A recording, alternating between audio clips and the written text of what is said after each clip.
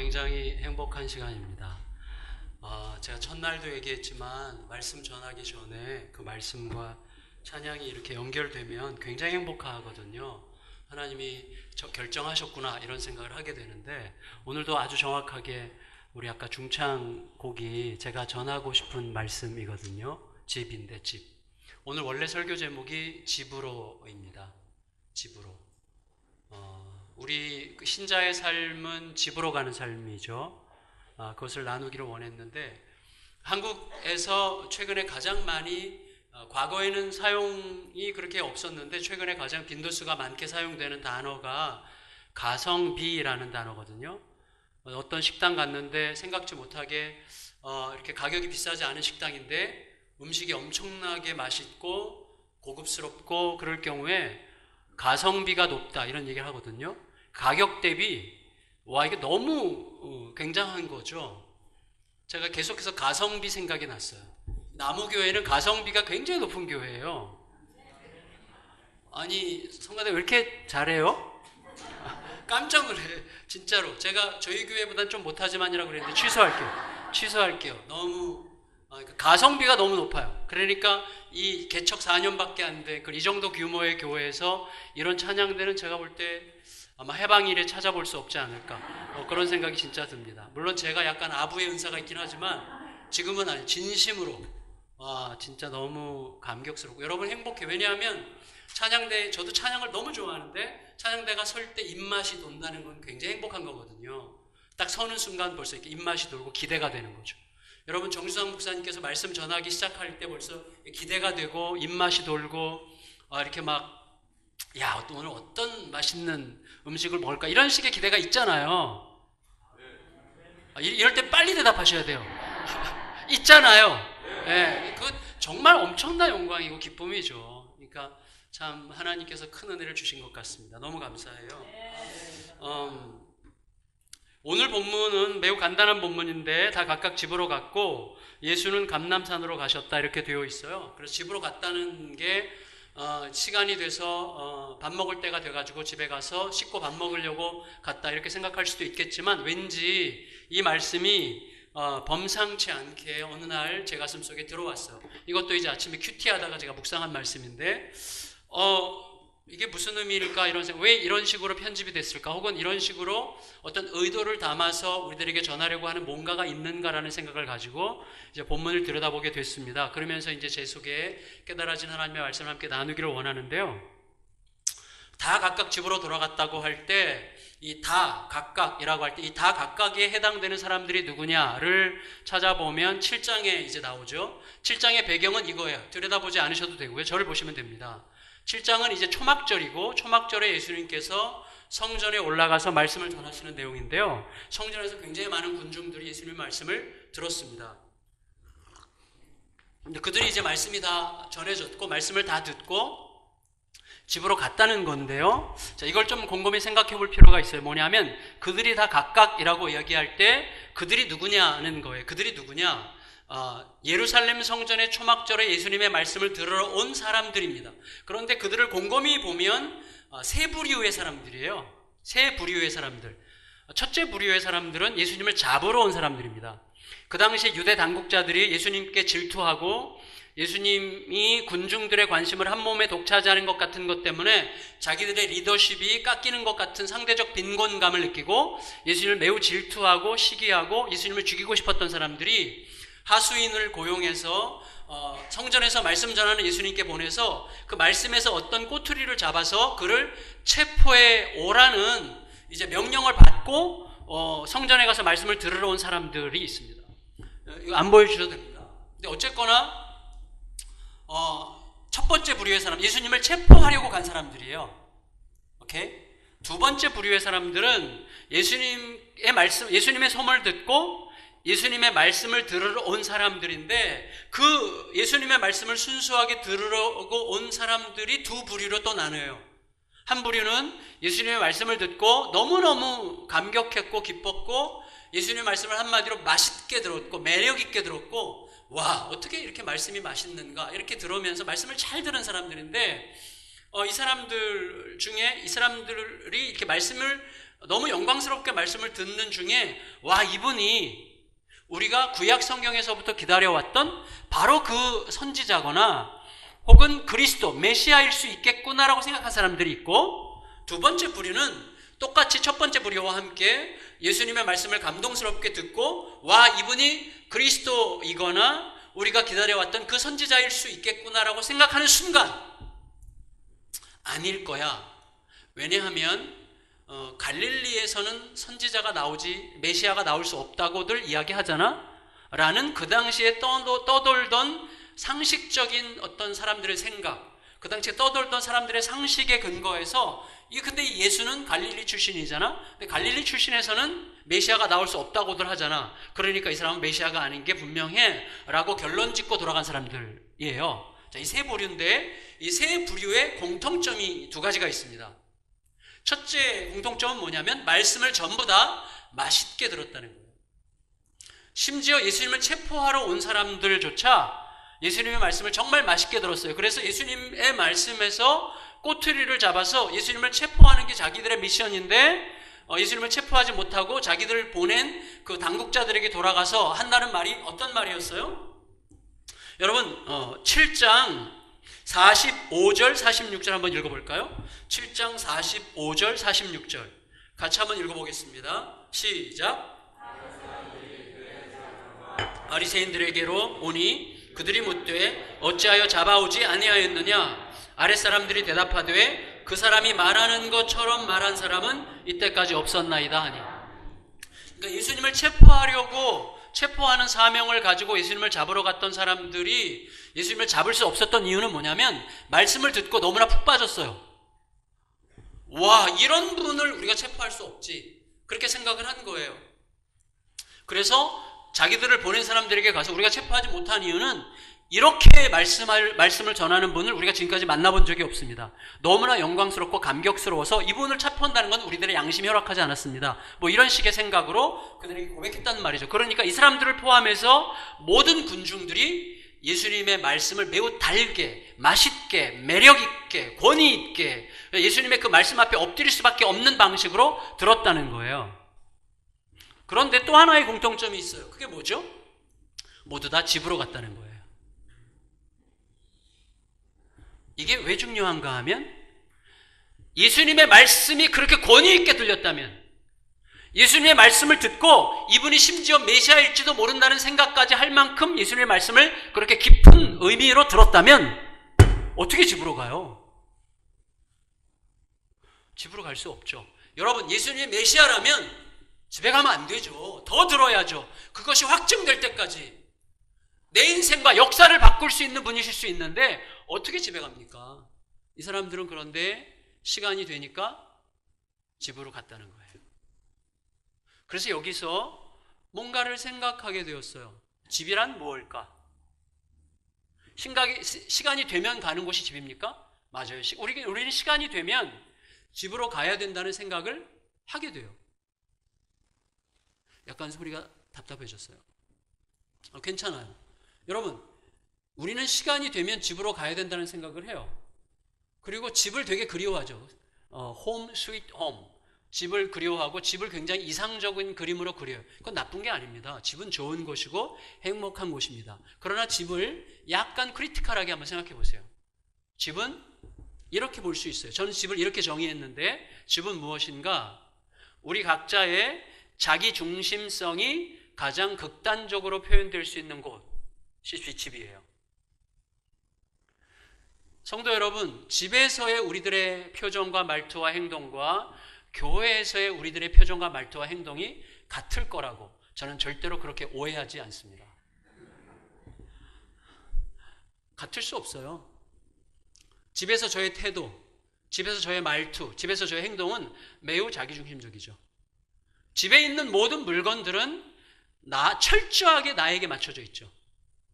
내게 편리하도록, 내가 원하는 방식대로, 내가 원하는 위치에, 내가 원하는 시간에 언제든지 꺼내 쓸 수 있도록 거기에 그 자리에 있는 것입니다. 그것이 흐트러지면 우리 못 견디죠. 다시 말하면 내 사고방식, 내 뜻, 내 행동, 내가 살아왔던 방식과 경험과 내 지식에 따라서 움직이는 모든 형태가 제대로 완벽하게 갖춰져 있는 어떤 곳을 상징하는 것이 집이죠. 집은 매우 상징성이 있는 것입니다. 내가 주도적으로 결정하고 내가 주도적으로 행동할 수 있고 내가 주도적으로 선택하고 내가 끌고 갈 수 있는 어떤 삶의 환경, 어떤 그런 객관적 조건들이 확실하게 확보되어 있는 어떤 상태를 우리는 집이라 이렇게 부를 수 있는 거죠. 저는 운전을 굉장히 좋아합니다. 운전 좋아하는 분들 있죠. 제가 목요일 날 보스턴에 갔다 왔는데 4시간, 3시간 반, 3시간 반, 거의 7, 8시간을 노진산 목사님이라는 분이 운전을 했는데 제가 운전했으면 너무 좋겠어요. 제가 좀 해볼까요? 그랬더니 안 된대요. 왜 안 되냐고 그랬더니 운전을 너무 좋아한대요. 운전을 너무 좋아한대요. 제가 말은 안 했지만 제가 속으로 알았어요. 저도 운전을 엄청 좋아하거든요. 운전을 좋아하는 이유가 뭐죠? 다 그런 건 아니지만 운전을 좋아하는 이유는 차야말로 가장 자기주도적인 공간이기 때문이에요. 운전대는 어떤 곳이 운전대? 속도, 방향, 온도, 내적 분위기, 그 다음에 소리, 모든 것들을 거기서 컨트롤할 수 있는 자리가 운전석이에요. 운전을 매우 좋아하는 남자들은 주도적인 가능성이 굉장히 많습니다. 여자도 마찬가지죠. 우리가 운전을 좋아하는 이유 중에 하나는 운전석에 딱 앉는 순간 내 세계가 펼쳐지는 거예요. 그게 집이에요. 그러니까 집은 무엇을 상징합니까? 내가 원하는 것을 내가 원하는 때에 내가 원하는 방식으로 내가 주도적으로 이룰 수 있는 어떤 객관적 조건이 확보되어 있는 어떤 상태를 우리가 집이라고 생각할 수 있는 거예요. 우리 모두는 뭘 추구하죠? 집을 추구합니다. 우리 모두는 집을 추구해요. 자, 제가 개척할 때 시험에 들지 않기 위하여 결정한 게 그거예요. 내 집을 짓지 않기로 한 거죠. 여러분, 많은 목회자들이 교회를 자기 집 건축으로 생각하는 거죠. 그래서 점점 더 자기 자신이 모든 것들을 핸들링하고 자기 마음대로 자기가 원하는 방식대로 끌고 가려고 하고 성도들도 그런 식으로 트레이닝을 시키죠. 그래서 목사의 의도와 목사의 말과 목사의 뜻이 일사불란하게 진행되는 어떤 곳, 하나의 제국을 만드는 게 꿈인 경우에 그 공동체는 반드시 파괴적이죠. 누군가의 뜻이 펼쳐지는 그런 어떤 수단일 뿐이기 때문이에요. 그게 집이에요. 그런데 그건 목사의 문제가 아니에요. 우리 모두의 문제예요. 우리 모두의 문제. 우리 모두는 자기들의 집을 짓기를 갈망해요. 예수님은 너희 집 짓지 말고 하나님의 집 지으라고 하셨죠. 너희는 먼저 그의 나라와 그의 의를 구하라 말씀하셨습니다. 우리들은요, 지금도 여전히 누구에게도 꿀리지 않을 만한 객관적 삶의 조건들을 확보하는 게 너무나 중요해요. 그래서 여유 있게 내 성을 쌓고 내 성 안에서 머물기를 원해요. 이거 누구의 영성이죠? 가인의 영성이죠. 성도 여러분, 가인이 하나님 앞을 떠날 때 가인을 움직이는 에너지는 두려움이었습니다. 두려움과 의심이죠. 성도 여러분, 두려움과 의심이라고 하는 것은요, 엄청난 에너지예요. 두려움과 의심으로도 엄청난 일들을 할 수 있습니다. 여러분, 왜 사람을 죽이죠? 두려워서 죽이는 거예요. 두려움 때문에 발전이 일어나는 거예요. 바벨탑이 왜 세워졌죠? 홍수로 다시 흩어지지 않기 위하여, 홍수의 두려움에서 자기들을 지키기 위한 그 두려움과 의심의 방식이 바벨탑을 세우게 한 거예요. 그래서 가인이 하나님 앞을 떠날 때 그는 두려움의 문제가, 의심의 문제가 해결되지 않은 채 떠났습니다. 그래서 그가 하나님 앞을 떠난 다음에 결혼했고 애를 낳았을 때, 애를 낳고 나서 아이를 지키고 싶었어요. 그 아이가 태어났을 때 가인이 했던 첫 번째 행동이 뭐예요? 성을 쌓은 거예요. 가인이 아들을 낳고 첫 번째 행한 일이 성을 쌓은 것입니다. 성을 쌓고 성의 이름을 뭐라고 붙였어요? 에녹이라고 붙였어요. 그 에녹은 우리가 알고 있는 하나님과 동행하다가 하늘에 올라간 그 에녹과 다른 에녹이에요. 동명이인이죠. 창세기 4장에 나오는 에녹은 가인의 아들이고, 그 에녹, 우리가 알고 있는 그 에녹은 창세기 5장에 나오는 에녹이에요. 두 에녹이 대조되고 있어요. 자, 가인의 아들 에녹은 가인이 아들을 낳자마자 아들을 지키고 싶었고, 왜 지키고 싶죠? 무엇으로부터 지키고 싶었죠. 무엇으로부터. 그 무엇은 무엇입니까? 나를 해할지도 모르는 어떤 세력이죠. 그래서 가인이 하나님을 떠날 때 뭐라고 그랬어요? 누가 나를 해할까 두렵습니다 그랬죠. 그를 움직이는 힘은 두려움이었어요. 그 두려움 때문에 아들을 낳자 보호하기 위하여 아들을 두려움으로부터 지켜주기 위해서 성을 쌓았어요. 자, 그러면 생각해 보세요. 이것이야말로 얼마나 무서운 일입니까? 왜? 아들은 어릴 때부터 성 안에서 자라요. 성벽을 보고 자라요. 그럼 어떤 구도가 형성되죠? 성 안의 세계와 성 바깥 세상이 경계선이 생기죠. 성 안의 세상만 안전하고 성 바깥의 세상은 나를 어떻게 할지도 모르는 두려운 세상이 되죠. 그러니까 어릴 때부터 가인의 아들 에녹은 두려움을 배우며 사는 거예요. 성 바깥의 모든 세상은 두려운 세상이 되는 거죠. 오직 성 안에만 있어야 되죠. 그래서 내 성을 쌓는 정신을 계승시켜주는 것입니다. 두려움은 새로운 두려움을 계속 창조하게 되어 있어요. 가인은 두려움 때문에 아들을 낳자마자 성을 쌓았지만 자기 아들을 성 안에 가두게 함으로써 성 바깥의 모든 세상을 두려움의 대상으로 만든 거예요. 모든 사람을 두려운 방식으로, 의심의 방식으로 대할 수밖에 없는 그런 정신을 가르친 거죠. 세상이 얼마나 넓은데 모든 세상을 덜덜 떨면서 두려워하며 살게 만듭니까? 그게 가인의 정신이었어요. 우리들도 그렇게 살죠. 우리 아이들에게 어떤 조건을 만들어주지 않으면 이 아이가 어떻게 되지 못할, 우리 어떻게 될지도 모를 것 같은 두려움 때문에 뭔가를 자꾸 만들어서 성을 쌓아주려고 해요. 그런데 창세기 5장의 에녹은 어떤 에녹이에요? 성을 쌓지 않았어요. 그에게 있어서 유일하게 가장 유니크한 표현이 뭡니까? 하나님과 동행했다는 거예요. 하나님과 동행했다는 건 무슨 뜻이죠? 하나님이 그의 성이었다는 뜻이죠. 하나님이 그의 성이에요. 그건 다윗이 그 깊이를 알았죠. 다윗이 얼마나 많이 고백합니까? 여호와는 나의 산성이시여. 여호와가 나의 산성이에요. 내가 따로 성을 쌓을 필요가 없어요. 왜? 하나님이 성이시기 때문에. 그러면 어떻게 됩니까? 하나님은 어디나 계시고 언제든지 계시죠. 그러니까 언제든지 어디서나 두려울 게 없어요. 왜? 하나님이 성이시니까. 아멘? 믿음의 길은 그런 거예요. 내가 스스로 나를 지킬 만한 성을 쌓아놓고 비로소 하나님의 이름을 부르는 게 아니라 하나님이 나의 성이기 때문에 하나님이 주시면 갖고 안 주셔도 괜찮은, 하나님이 나의 성이시기 때문에 그게 믿음의 자유와 부유함과 풍성함이고 담대함이죠. 그런 사람을 누가 감당합니까? 세상이 감당치 못하는 사람이에요. 그 사람이. 집은 그런 거예요. 집. 그런데 놀랍게도 우리들은 모두 그 집을 짓기를 너무나 갈망한다는 거죠. 여전히 하나님이 우리의 집이 되기를 예수님의 이름으로 축원합니다. 다 각각 집으로 돌아갔는데 이 집을 상징하는 게 요 앞에 우리가 지금 요한복음 7장 8장인데 요한복음 5장에 보면 베데스다라고 나와요. 아시죠? 베데스다가 집이죠. 집이라는 뜻, 축복의 집이라는 뜻이에요. 베데스다가 축복의 집. 자, 축복의 집인데 베데스다 연못이 있어요. 축복의 집인데 사실은 축복의 집이 아니라 잔인의 집이에요. 왜? 베데스다 연못에 어떤 전설이 흘러요. 어떤 전설인지 아시죠? 가끔씩 천사가 내려와서 물이 움직일 때 제일 먼저 뛰어들어가는 사람이 낫게 되는 거죠.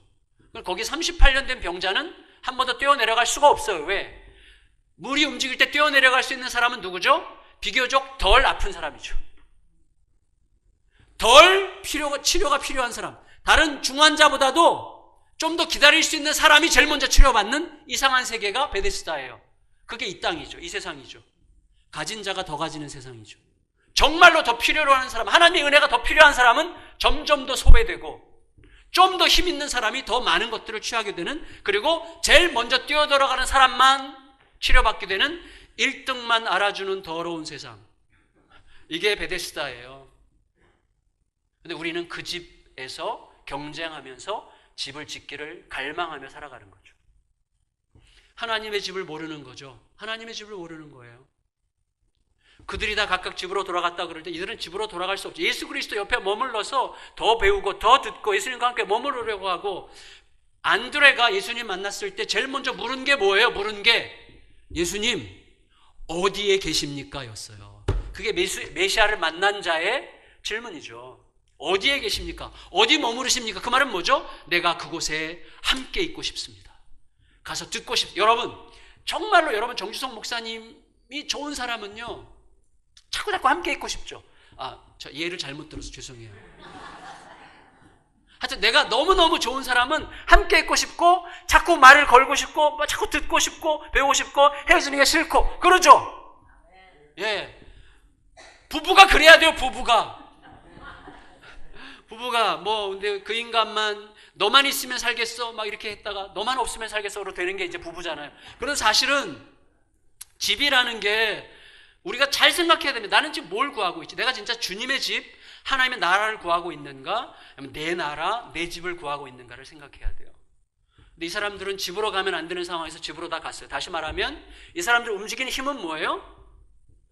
첫 번째 사람들, 예수님을 팔려고 왔던 사람들, 예수님을 잡으려고 왔던 사람들의 움직인 힘은 뭐죠? 두려움이죠. 왜 두려워요?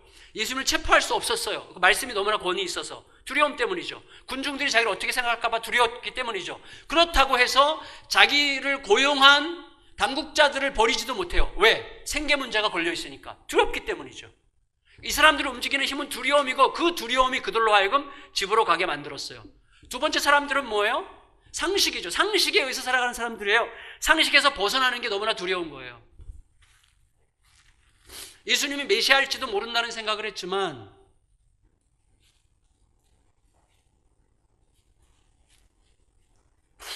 그 당시 사람들의 상식이 갈릴리에서는 메시아가 나올 수 없다라고 하는 상식에 반하게 생각하는 게 두려워서 집으로 간 거예요. 두 번째 부류의 사람들은 뭐죠? 예수님께서 메시아일지도 모른다고 생각을 했음에도 집으로 갔어요. 왜? 일상이 더 중요하기 때문이죠. 그러니까 우리들이 말씀을 듣고 맛있게 들을 수 있어요. 말씀에 감동받을 수 있어요. 그 다음에 자기의 일상으로 돌아간다고 할 때, 일상이 이전의 삶으로 그냥 또다시 돌아간다고 할 때, 그래서 말씀을 전혀 듣지 않은 것과 똑같은 거죠. 말씀을 듣고는 어디로 가야 됩니까? 감난산으로 가야 되는 거예요. 예수님은요, 감남산으로 가셨어요. 왜 감남산으로 가야 되죠? 감남산에는요, 우리 집에는요, 내가 원하는 것이 원하는 자리에 원하는 때에 언제든지 얻을 수 있도록 그 자리에 있어요. 냉장고가 있고 세탁기가 있고 텔레비전이 있고 모든 게 다 있어요. 감남산에는 아무것도 없어요. 내가 원하는 게 아무것도 없어요. 감남산에는 오직 하나밖에 없어요. 뭐죠? 아버지의 뜻을 구하는 자리밖에 없어요. 감남산은 아버지의 뜻을 구하는 곳이죠. 예수님은 감남산으로 가셨어요. 저는 예수님께서 밤새워 감남산에서 기도하실 때 참 불편하셨겠다 그런 생각 들어요. 저는 이제 나이가 드니까 자꾸 화장실을 화장실 자주 가게 돼요. 나이가 드니까 죄송합니다. 근데 예수님은 이제 그때 젊으셨으니까 그렇지 않았을 텐데 그래도 밤에 어떤 기운이 느껴질 때 어떻게 하셨을까? 굉장히 궁금해요. 자연스럽게 하셨겠죠. 근데 얼마나 불편해요. 거기 아무것도 화장실도 없고 뭐 아무것도 없잖아요. 오직 거기에 가시는 이유는 뭐예요? 아버지의 뜻을 구하기 위해서. 아버지의 뜻을 구하고 아버지의 뜻이 임하는 자리가 어디예요? 아버지 집이에요. 아버지 뜻을 구하고 아버지의 뜻이 임하는 자리가 아버지의 집입니다. 그래서 결국은 어떻게 하죠? 예수님이 부활하신 다음에 하나님의 집으로 영원토록 들어가실 때 어디서 가셨어요? 감람산에서. 예수님께서 부활하신 다음에 감람산에서 아버지 집으로 영원토록 들어가시죠. 감람산은 그런 자리예요. 아버지 집을 향하게 하는 자리죠. 이게 우리들에게 매우 중요하다고 생각이 됩니다. 왜냐하면 이제 중요한 건 뭐냐면 그 다음날 아침이 되었을 때 집으로 갔던 자들과 그 다음에 감람산에 가셨던 예수님이 그 다음날 성전에서 다시 만나요. 그게 어떤 사건인가 하면 현장에서 간음하다 잡힌 여인 사건이에요. 그게 바로 이어져요. 8장 2절부터 이어지는 내용이에요.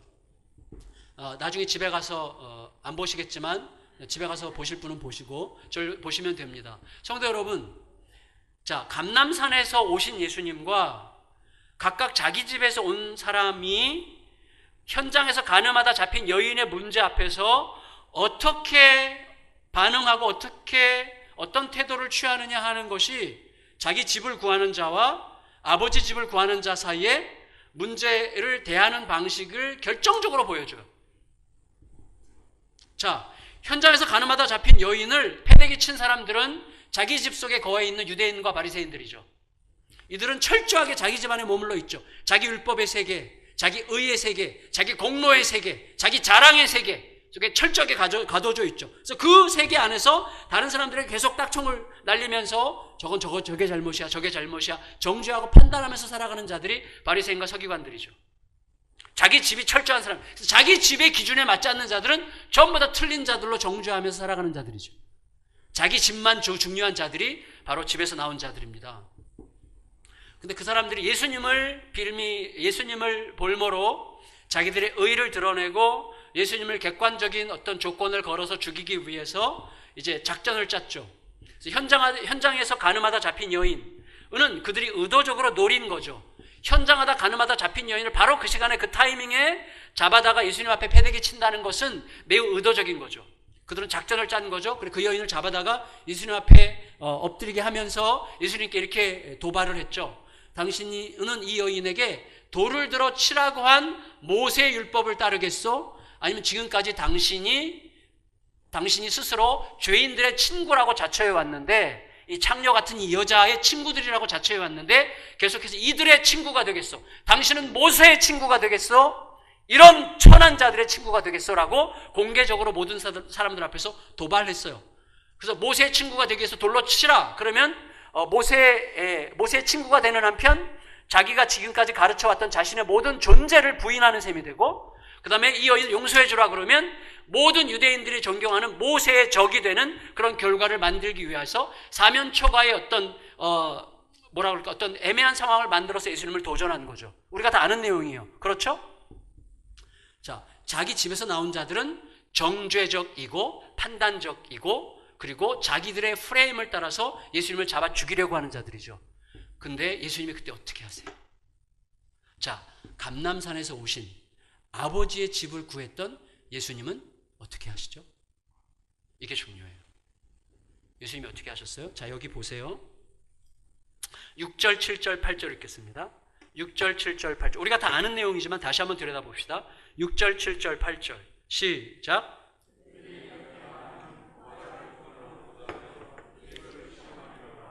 예수께서 몸을 굽히사 손가락으로 땅에 쓰시니 그들이 묻기를 맞이 아니하는지라. 이에 일어나 이르시되 너희 중에 죄 없는 자가 먼저 돌로 치라 하시고 다시 몸을 굽혀 손가락으로 땅에 쓰시니. 자, 이 본문의 배치가 좀 독특해요. 자, 이 해석을 우리가 함부로 할 수 없다고 생각이 되고, 제가 그날 아침 큐티하면서 제 마음속에 주신 하나님의 감동을 나누려고 하는데요. 예수님이 그들의 도전, 이 여자를 어떻게 할까요? 라고 예수님을 시험하기 위해서 도전한 사람들의 도전을 받자마자 예수님이 첫 번째 하신 게 뭐냐면 몸을 굽혔어요. 다시 말하면 그들의 시선으로부터 벗어나셨고 그들을 상대하지 않기로 결정하신 것 같이 몸을 굽히셨어요. 손가락으로 땅에 뭔가를 쓰셨어요. 뭘 쓰셨는지는 모르죠. 그리고 나서 일어나서 어떻게 하셨어요? 너희 중에 죄 없는 자가 돌을 들어 치라 이렇게 말씀하셨어요. 그리고 어떻게 하셨어요? 다시 몸을 굽혀 앉으셔서 손가락으로 땅에 쓰셨어요. 몸을 굽혀 앉으신 게 뭘까? 손가락으로 뭘 쓰셨을까? 너무 알고자 하지 맙시다. 저도 모르겠어요. 함부로 말할 수 없죠. 그러나 분명한 건 이거예요. 감람산에서 오신 예수님은 그 자리가 아버지 집이 되게 하신 거예요. 그 자리가 아버지의 집이 되도록 하기 위하여 아버지를 그 자리에 초대하신 거예요. 어떻게? 자, 이 여자를 정죄하는 사람들은 지금 어디에 앉아 있어요? 재판장의 자리에 앉아 있죠. 예수님 뭐라고 말씀하셨어요? 너희 중에 죄 없는 자가 돌을 들어 치라 그러셨어요. 그 말은 뭐죠? 너희가 재판장이 아니라 너희 빨리 내려와서 피고인석에 앉아. 재판장의 자리에는 하나님이 앉으셔야 돼. 하나님을 그 자리에 초대하시고 하나님이 재판장의 자리에 앉게 하시고 그들이 피고석에 앉아서 너희 중에 죄 없는 자가 돌을 들어 치라. 너 자신에게 물으라고 말씀하신 거죠. 하나님 앞에서 묻게 하셨어요. 저는 몸을 굽히셨다는 것은 그들의 상황에서 떠나셔서 아버지 집으로 들어가는 어떤 행동이라고 생각하고 땅에 무엇을 쓰신 것은 아버지 앞에서 주여 이 모두를 하나님의 뜻을 따라 하나님께서 품으시는 길이 무엇인지를 묻는 방식이었다는 생각을 했어요. 나중에 주님께 좀 더 정확한 건 여쭤보기로 하고요. 중요한 건 뭐냐면 그 자리를 아버지 임재의 자리로 만드시고 아버지를 재판장의 자리에 앉으셔서 재판장에 앉은 그들을 끌어내리시고 그들을 피고인의 석에 앉아 하나님 앞에서 너희들의 죄를 먼저 물어보라고 하나님께서 예수님께 질문하신 거죠. 거기에 하나님께서 임재하신 게 너무나 분명해요. 어떻게 알 수 있는가 하면 이 여자를 정죄하던 자들이 하나씩 들었던 돌을 내려놓고 떠나죠. 그럴 인간들입니까? 절대로 그럴 인간들이 아니에요. 그런데 그들이 그렇게 돌을 내려놓고 떠난 것을 보면 하나님의 임재를 강력하게 느꼈다는 객관적 증거죠. 이게 너무나 중요해요. 성도 여러분, 그들이 다 떠난 다음에 그 자리에 누가 남았어요? 구원자와 죄인만 남았습니다. 구원자 예수 그리스도와 죄인인 여인만 남았어요. 그렇죠. 10절 9절 10절 읽겠습니다. 9절 10절 시작. 그들이 이 말씀을 듣고 양심의 가책을 느껴 어른으로 시작하여 젊은이까지 하나씩 다 나가고 오직 예수와 그 가운데 섰는 여자만 남았더라. 구원자 예수와 죄인인 여자만 남았어요. 그게 어디예요? 그게 아버지의 집이에요. 여러분, 교회가 하나님의 집이 되려면 교회에는 구원자 예수 그리스도와 죄인들만 있어야 됩니다. 많은 사람들이 재판장의 자리에 앉아 있기 때문에 교회가 아버지 집이 되지 못하는 거예요. 교회는 교회의 머리이시고 교회 몸된 교회의 머리이신 예수 그리스도 구원자와 죄인들만 모여 구원하신 그의 은혜에 대한 감격과 나의 죄에 대한 고백과 그리고 그 죄를 용납하신 그의 사랑으로 서로를 대하는 그 은혜가 흐르는 공동체가 교회죠. 그때 예수님께서 여인에게 나도 너를 정죄하지 아니하노니 가서 다시는 죄를 짓지 말아라 선언하시고 그 자리에 하나님의 샬롬이 임하게 되는 것입니다. 여러분, 우리가 신앙생활은 결국 뭐예요? 내 집에서 나와 아버지 집으로 들어가는 거예요. 오늘도 여기 왜 나오셨어요? 나오신 이유 간단해요. 내 집을 더 견고하기 위한 하나님의 보장을 받기 위해서가 아니에요. 내 집을 더 견고하게 세우고 내가 좀 더 안정적이고 확고한 어떤 행복한 삶을 구축하기 위하여 하나님의 개런티를 받고 하나님의 보호하심의 손길이 더 확고하게 우리 가정에 머물도록 하기 위해서 온 게 아니라 내 집을 떠나 아버지 집으로 들어가기 위하여 예배 자리에 나온 거예요. 그때 어떻게 되죠? 우리가 가는 곳 어디든지 아버지 집이 돼요. 어디든지. 왜? 아버지가 나의 집이고 아버지가 나의 성읍이시기 때문이죠. 따라서 매일매일 매순간 아버지의 뜻을 구하는 그 자리, 아버지의 뜻을 구하고 아버지의 뜻 안에 머무는 그 자리가 아버지 집이 되는 거예요. 교회는 바로 그런 공동체여야 비로소 진짜 샬롬이 가득한 기도하는 만민의 기도하는 집이 되는 거죠. 이 하나님이 주시는 우리에게 주시는 은혜입니다. 성도 여러분, 이 땅에서 아버지 집을 구하는 삶을 가장 두드러지게 살았던 인물 중에 하나는 다윗이라고 생각합니다. 다윗 이야기를 잠깐 드리고 말씀을 정리할게요. 다윗이 아버지 집에 대해서 구체적으로 언급한 대표적인 부분이 시편 23편입니다. 시편 23편의 결론이 뭐예요? 내 평생의 여호와의 인자하심과 그 다음에 선하심과 인자하심이 정녕 나를 따르리니 내가 여호와의 집에 영원히 거하리로다, 이거죠. 자, 다윗이 내가 여호와의 집에 영원히 거하리로다 라고 이야기할 때 하나님의 인자와 하나님의 선하심과 인자하심이 나를 따르는 삶의 조건 속에 있는 것이 하나님의 집에 사는 삶이라고 그랬고, 그가 내가 여호와의 집에 영원히 거하리로다 라고 말한 이유는 뭐죠? 지금은 간헐적으로 여호와의 집에 거하지만 앞으로 영원토록 거하겠다는 마음의 결정이죠. 그러면 성도 여러분, 간헐적으로 거하는, 여호와의 집에 간헐적으로 거하는 다윗의 상태가 뭔지를 시편 23편이 고백하고 간증하는데, 지난번에 제가 말씀드렸지만 시편 23편 1절은 다윗의 고백이고 시편 23편 4절은 다윗의 간증이라고 생각해요. 고백은 뭐라고요? 여호와가 나의 목자이신 한 내게는 부족함이 없다. 여호와의 집에 거하는 자의 특징이죠. 하나님이 계신데 이게 단순히 신앙적 객기로, 여러분 이런 거 있잖아요. 우리 자녀들이 막 힘들어할 때, 야, 하나님이 계셔.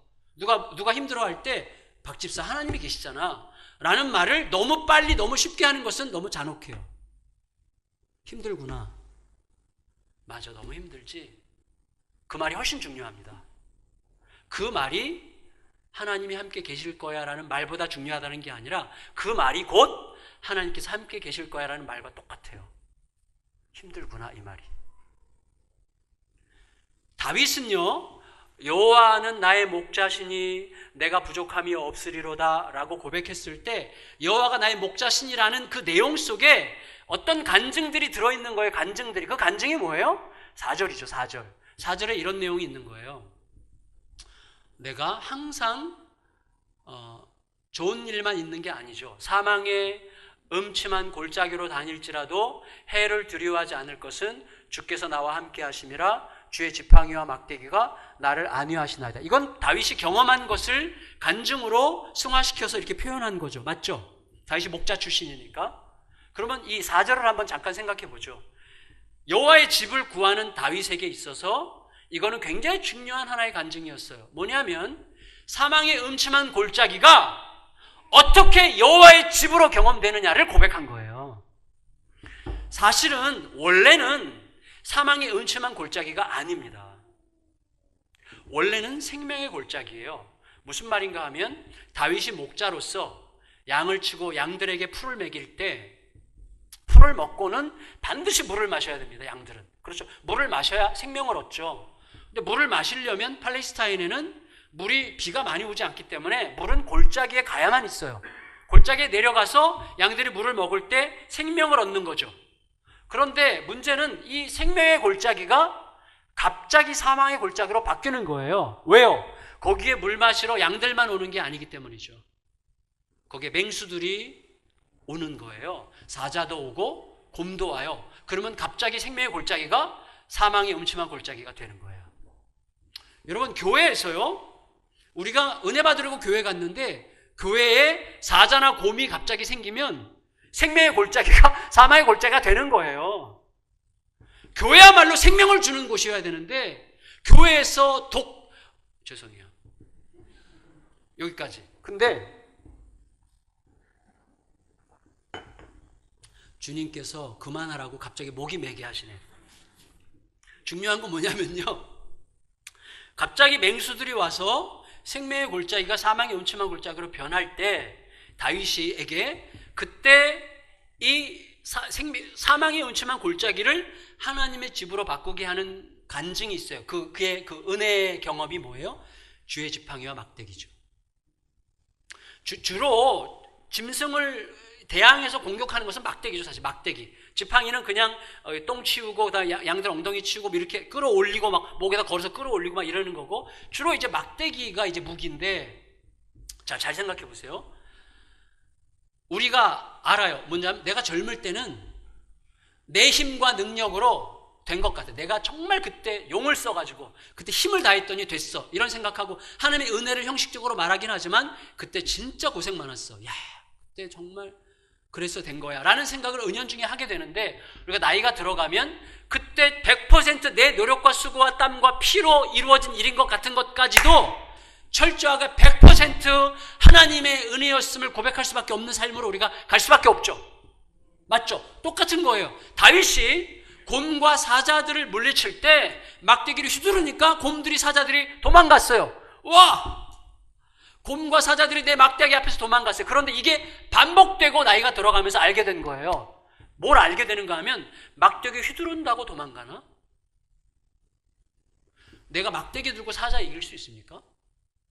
내가 막대기 들고 곰 이길 수 있습니까? 생각해 보세요. 상식적으로 이따만한 곰이 있는데, 이따만한 곰이, 다윗이 아무리 싸움 실력이 좋기로 막대기로 곰 아무리 때려야 곰 막 힘을 다해서 막 어깨를 빡 때리고 머리를 빡 때렸더니 그 이따만한 곰은 뭐라 그래요? 오, 시원하네. 이쪽도 뭐 그러지 않겠어요? 막 예를 들자면 이런 일들이 반복되면서 다윗이 깨달은 거예요. 이게 내 막대기로 얘네들이 도망간 게 아니라 이게 주의 막대기구나. 주의 막대기. 주님의 막대기였구나. 이게 주님의 막대기. 주의 지팡이와 주의 막대기가 나를 지키시는 것을 알게 되는 거예요. 그것을 다윗이 언제 깨달았어요? 자, 맹수와 막대기는요, 상대가 안 됩니다. 맹수와 막대기는 상대가 안 돼요. 그런데 이게 고스란히 어떤 사건에서 나타나요? 다윗과 골리앗의 싸움에서 나타나요. 잘 보세요. 제가 간단하게 설명드릴게요. 제가 이게 작년 4월 달인가 묵상하다가 와, 맞다 이런 생각이 들었어요. 뭐냐면 다윗이 골리앗과 싸울 때 골리앗이 다윗의 물맷돌 맞고 쓰러졌죠. 맞죠? 왜 쓰러졌을까요? 아파서요? 생각해야 됩니다. 왜냐하면 우리는 골리앗에 대해서 오해해요. 제가 다윗과 골리앗이라는 책을 보니까 그 책 쓰신 분은 다윗은 포병이고, 이거 난리니까 포병이고, 골리앗은 보병이기 때문에 보병이 포병을 이길 수 없다. 다윗이 이겼다는 거예요. 굉장히 합리적이고 은혜가 하나도 없는 책이에요. 하나님께서 개입하실 여지가 없어요. 근데 보면 우리가 착각하는 게 있어요. 뭐냐면 골리앗이 굉장히 굼떴을 것이라고 착각해요. 골리앗은 등치가 너무 크고 키가 너무 커가지고 거의 걸을 때도 뒤뚱뒤뚱 걷고 천천히 척척척척 걸어가지고 다윗이 물맷돌 던질 때 뭐야? 그러다가 이렇게 딱 맞았을 거라고 생각하는데 아니에요. 다윗은 당시에 최고의 장수예요. 최고의 장수. 그거 한번 휘두르면 그냥 다 나가 떨어지는 거를 알기 때문에 이스라엘의 왕과 모든 장군들이 벌벌 떨었단 말이에요. 아니 물맷돌 던지면 이렇게 피하면 되죠. 피하면. 그 당시에 물맷돌은 흔한 무기였기 때문에 피하면 되는 거예요. 왜 못 피했을까는? 왜 못 피했어요? 왜? 한마디로 방심했기 때문이에요. 간단해요. 방심했기 때문이에요. 중요한 건 뭐죠? 왜 방심했냐는 거죠. 왜 방심했는 줄 아세요? 다윗의 막대기 때문이었어요. 나중에 자세하게 보시면 사무엘상 16장 43절에 이렇게 되어 있어요. 집에 가서 안 보시겠지만 보실 분은 보세요. 이렇게 되어 있어요. 다윗이 물맷돌 들고 물맷돌 감추고 이렇게 골리앗 앞에 나갈 때 골리앗이 본 거는 다윗의 막대기였어요. 그래서 골리앗이 다윗의 막대기를 보는 순간 너무 자존심이 상했어요. 진짜로. 너무 자존심 상하고 다윗이 자기 세계 최고의 장수고 이스라엘 왕과 모든 장수들이 벌벌 떨고 있는데 꼬맹이가 나와서 깔짝거리면서 자기를 상대하겠다고 나오는데 그것도 손에 막대기 들고 나왔어요. 막대기 들고. 막대기를 보는 순간 골리앗은 뭐야 너 도대체. 야 나 세계 최고의 장수야. 너 어떻게 나를 상대하려고 막대기 들고 나왔어 손에. 다윗 골리앗이 뭐라 그러는 줄 아세요? 너가 나를 개로 여기고 막대기를 들고 나왔느냐 그랬어요. 자, 다윗의 막대기는 다윗이 골리앗을 되게 우습게 생각하고 나온 것 같은 생각을 불러일으킴으로써 다윗을 단숨에 밟아 죽일 거라는 확신을 가지게 만든 상징이 막대기였어요. 그러니까 막대기를 보는 순간 골리앗은 승리를 확신했어요. 이게 뭐야 도대체? 얘네들이 도대체 내놓을 무기가 이것밖에 없어? 이런 꼬맹이 나와가지고 손에 막대기 들고 깔짝거리 이게 뭐야 도대체? 밟아버리면 끝난다고 확신했어요. 그 순간 막대기를 보고서 방심한 순간 물맷돌 맞아서 죽은 거예요. 그 문맥을 보면 그렇게 되어 있어요, 여러분. 자, 그러면 막대기는 뭐죠? 저는 십자가를 상징한다고 생각합니다. 단순히 똑같은 나무기 때문이 아니라 십자가는 뭐예요? 사탄이 생각할 때 자기의 승리를 확신하게 하는 무엇이죠? 예수를 십자가에 못 박아 죽게 했을 때 사탄은 승리를 확신했어요. 그러나 자기가 승리를 확신하는 그 순간 예수 그리스도의 십자가가 사탄을 단번에 망가뜨렸습니다. 단번에 쳐서 멸망시켰죠. 그게 십자가예요. 무슨 말인가 하면요. 십자가는 온 세상이 우리를 볼 때 우습게 생각할지도 모르는, 인정하지 않으려고 할지도 모르는 매우 빈약한 어떤 것이에요. 성도 여러분, 우리들이 여기서 십자가 얘기를 할 때 우리끼리는 거룩하고 영광스러운 십자가지만 세상에 십자가 나가서 함부로 말하지 못합니다. 십자가가 능력이라는 말 못합니다. 예수만이 유일한 대답이라는 말 못합니다. 왜? 세상이 굉장히 우습게 생각하니까. 그걸 능력이라고 생각하지 않으니까. 그걸 하나님의 권세라고 생각하지 않으니까. 우리끼리만의 리그죠. 우리들의 리그죠. 그거는. 그러나 아니라는 거예요. 십자가는 온 세상의 유일한 대답입니다. 십자가는 모든 사람들의 모든 문제에 대한 유일한 대답이에요. 그건 확실해요. 예수를 모르는 사람의 문제도 십자가로만 해결될 수 있어요.